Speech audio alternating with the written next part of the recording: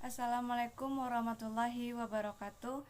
Perkenalkan, nama saya Gawi Fanu, NIM 4320054. Kelas KPI 2B. Baiklah, saya akan membuat tugas UTS pengantar ilmu dakwah. Materi yang pertama, konsep dakwah. Dakwah secara etimologi berasal dari bahasa Arab dalam bentuk masdar, yaitu da, ayat, udah, watan, yang artinya menyeru, mengajak, memanggil, dan kata tersebut telah menjadi istilah dalam bahasa Indonesia. Pengertian dakwah secara istilah menurut beberapa pakar. Yang pertama, Ibnu Taimiyah mengatakan bahwa dakwah adalah seruan untuk beriman kepadanya dan pada ajaran yang dibawa para utusannya. Yang kedua, Syekh Ali Mahfud mengatakan bahwa dakwah adalah mengajak manusia kepada kebaikan dan petunjuk Allah. Yang ketiga, Prof. Toha Yahya Umar mengatakan bahwa dakwah adalah upaya mengajak umat dengan cara bijaksana kepada jalan yang benar. Perkembangan dakwah. Perkembangan dakwah Islam di Nusantara pada subbab masuknya agama Islam ke Nusantara sudah kita ketahui adanya beberapa teori. Berdasarkan teori-teori yang ada, teori Mekah cukup meyakinkan untuk dipilih, yaitu bahwa agama Islam sudah masuk ke wilayah Nusantara dari abad ke-1 Hijaiyah atau ke-7 Masehi. Namun, saat itu perkembangannya masih belum pesat dan meluas. Pada abad-abad yang selanjutnya, baru terjadi perkembangan lebih pesat, terutama setelah abad ke-7 Masehi, ke-7 Hijaiyah atau ke-13 Masehi. Dengan adanya perkembangan teknologi di era digital ini, maka bertambah sulit pula masalah yang dihadapi. Strategi dakwah dengan adanya perkembangan teknologi juga harus berkembang. Perkembangan strategi dakwah yaitu dengan mengembangkan nilai-nilai Islam yang dipadukan secara kreatif dan inovatif dan dia kaitkan dengan kehidupan masyarakat saat ini. Hukum-hukum dakwah. Dakwah bisa menjadi fardu ain apabila di suatu tempat tidak ada seseorang pun yang melakukan dakwah, dan dakwah bisa menjadi fardu kifayah apabila di suatu tempat sudah ada orang yang melakukan dakwah. Demikian juga ketika jumlah dai masih sedikit, sementara tingkat kemungkaran yang sangat tinggi dan kebodohan merajalela, maka dakwah menjadi wajib ain bagi setiap individu sesuai dengan kemampuannya. Selanjutnya, materi yang ketiga, sejarah dakwah. Sejarah dakwah adalah berasal dari dua kata, yaitu sejarah dan dakwah. Sejarah menurut Kamus Besar Bahasa Indonesia ialah silsilah atau kejadian dan peristiwa yang benar-benar terjadi pada masa lampau. Sejarah berasal dari bahasa Arab, yaitu syajarah, yang berarti pohon. Salah satunya seperti dalam bahasa Arab sendiri, sejarah disebut tahrik, yang berarti berdasarkan urutan tanggal dan waktu. Sejarah dakwah dapat diartikan sebagai peristiwa masa lampau umat manusia dalam upaya mereka dalam menyeru, memanggil, mengajak umat manusia kepada Islam sebagaimana mereka.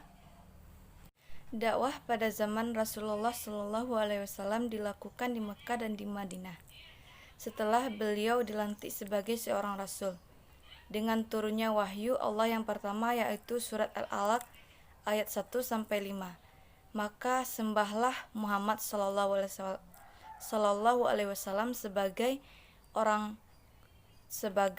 orang yang diutus Allah Subhanahu wa taala. Khulafaur Rasyidin merujuk kepada 4 orang sahabat Rasulullah yang pernah memerintah sebagai pemimpin umat Islam dari tahun 11 Hijaiyah atau 632 Masehi hingga 40 Hijaiyah atau 661 Masehi.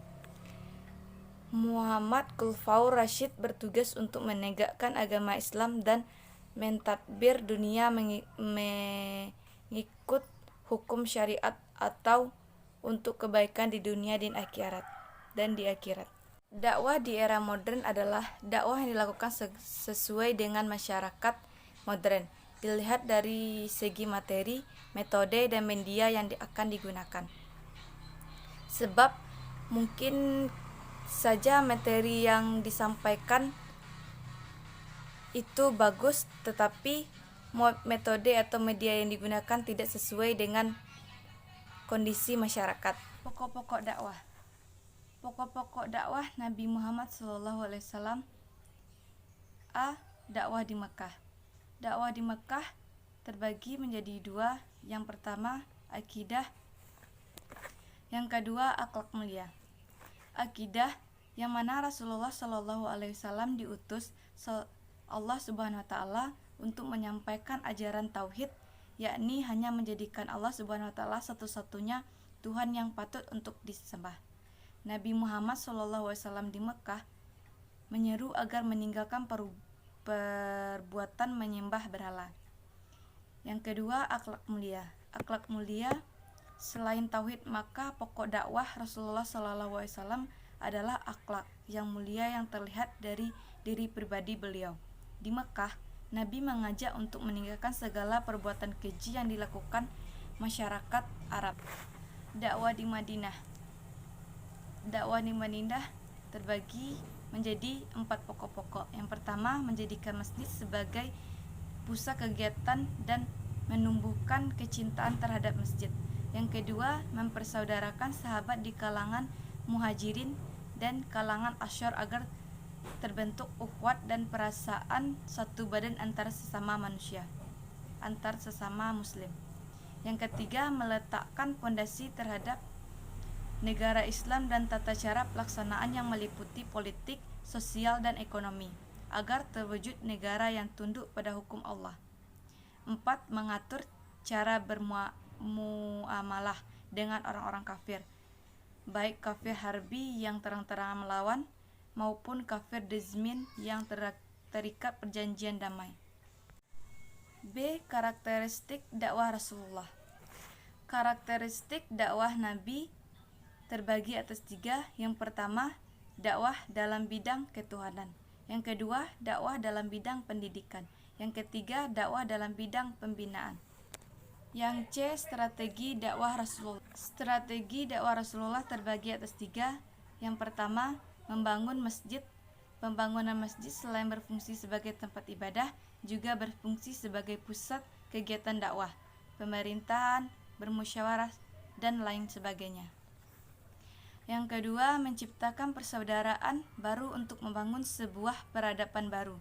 Pada momen inilah Rasulullah SAW menciptakan persaudaraan baru antar kaum Ansyar dan Muhajirin. Yang ketiga, membangun perantara sosial dan pemerintahan. Rasulullah SAW mengadakan perjanjian dengan masyarakat Yahudi di Madinah dan berbagai elemen penting yang ada di Madinah. Selanjutnya, materi mabadi al-syahra dalam ilmu dakwah. Yang A. Mengenal mabadi al-syahra. Mabadi al-syahra adalah sebuah istilah yang dipakai oleh ilmuwan untuk menjelaskan 10 hal pokok tentang sebuah ilmu yang harus diketahui oleh para penentunya. Yang B. Mabadi al-syahra dalam ilmu dakwah. Ilmu dakwah sebagai salah satu bidang ilmu Islam berisikan teori dakwah. Salah satunya esensi teori dari segi tujuannya adalah ekspansi bayan tentang keampaan kajiannya dan keampaan yang kaji. Mabadi al-syahra dalam ilmu dakwah terbagi atas 10, yaitu yang pertama, al-hadud, batasan atau hakikat. Yang kedua, maudhu, ya, peta atau pokok bahasan. Yang ketiga, atsarah atau nilai guna. Yang keempat, nisbah, kaitan dengan ilmu lain. Yang kelima, fadl, kepakaran atau keutamaan. Yang keenam, wad'i, peletak atau dasar. Yang ketujuh, ismi, nama. Yang kedelapan, istimdad, dasar ilmu. Yang kesembilan, hukum. Yang kesepuluh, masail, permasalahan atau problematika. Materi selanjutnya pengertian manhaj ad-dakwah dan pembagiannya. Strategi dakwah. A. Strategi. Pengertian strategi. Kata strategi berasal dari bahasa Yunani yaitu strategos. Stratos militer dan ag memimpin, yang berarti generalship atau suatu yang dikerjakan para jenderal perang dalam membuat rencana untuk memenangkan perang. Jenis-jenis strategi. Jenis-jenis strategi terbagi menjadi 4. Yang pertama, strategi dapat diklasifikasikan berdasarkan ruang lingkup. Yang kedua, strategi dapat diklasifikasikan dalam hubungan dengan tingkat organisasi. Yang ketiga, strategi yang dapat klasifikasikan berdasarkan apakah strategi itu berkaitan dengan sumber material atau bukan material. Yang keempat, strategi dapat didisklasifikasikan menurut tujuan atau fungsi. Dakwah. Pengertian dan macam-macam dakwah. Pengertian dakwah. Dakwah secara bahasa mempunyai arti bermacam-macam. An-nida, memanggil dan menyeru. Menegaskan atau membela, baik terhadap yang benar ataupun yang salah, yang positif ataupun yang negatif. Suatu usaha berupa perkataan atau perbuatan untuk menarik seseorang kepada suatu aliran atau agama tertentu. Doa, permohonan sebagai firman yang berbunyi, dan apabila hamba-hambaku bertanya kepadamu tentang aku, maka jawablah bahwasanya aku adalah dekat. Aku mengabulkan permohonan orang yang berdoa apabila ia memohon kepadaku. Meminta atau mengajak. Macam-macam dakwah. Dakwah terbagi atas 3, yaitu yang pertama dakwah bil al-hisan, yang kedua dakwah bil al-hal, yang ketiga dakwah bil al-kalam. Itulah materi UTS yang hanya saya sampaikan. Jika ada kata-kata yang salah, mohon dimaafkan. Saya akhiri dengan Assalamualaikum warahmatullahi wabarakatuh.